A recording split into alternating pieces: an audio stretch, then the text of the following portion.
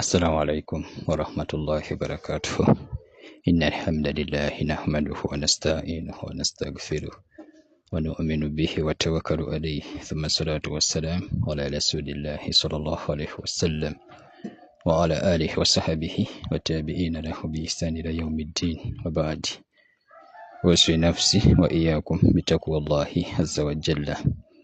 قال عمر بن الخطاب رضي الله عنه: اجتنبوا أعداء الله اليهود والنصارى في عيدهم يوم جمعهم فإن السخط ينزل عليهم. رواه البيهقي في شعبة الإيمان. Atenderezebwa ekitiibwa Allah n'amatendo g'amalungi era amajjuvu agataliimu wadde obukendeevu, tusaako okusalira omubaka we alayhi salatu wassalaam. Kyagenda maaso n'akanyomero kaffe Khaliful Mushirikin, k'okwawukana ku bashiriku abakaafu.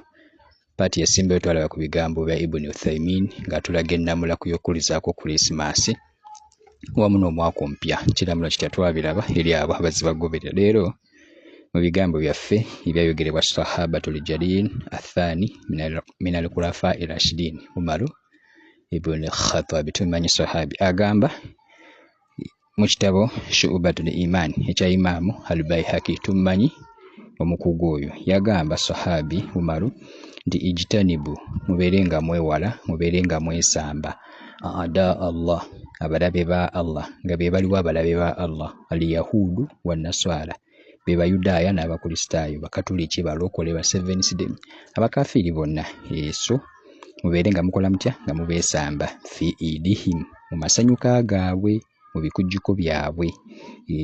Yauma jam'ihim, olunaku lwe beegatta bonna basanyuke, mubeerenga mwesamba ennaku ezo, temubyetabangamu n'ebikujjuko byabwe, temubyetabangamu yani. So wonna we beegattira, ng'ona omanya abakaafu bayungira omukono ne beegatta, si Kulisimasi wokuba na mu lusooka mwaka, bingi kujjuko byabwe we beegatta. So wonna fine sana tugenda ku Kulisimasi, waliwo awo lusooka omwaka, kati wonna ng'omanya abakaafu we beegatta ne bayunga omukono, tulina kuba nga tetubyetabaamu.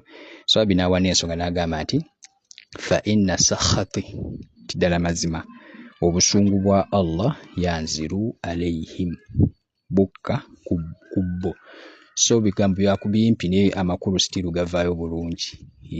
Sitiru bitukubiriza butaba nga tetwenyigira mu bikujjuko by'abakaafu byonna mu mbeera zonna. Wonna gw'omanyi nti kino kikujjuko ky'abakaafu beegasse ne bayunga omukono olw'okwewala obusungu bwa Allah.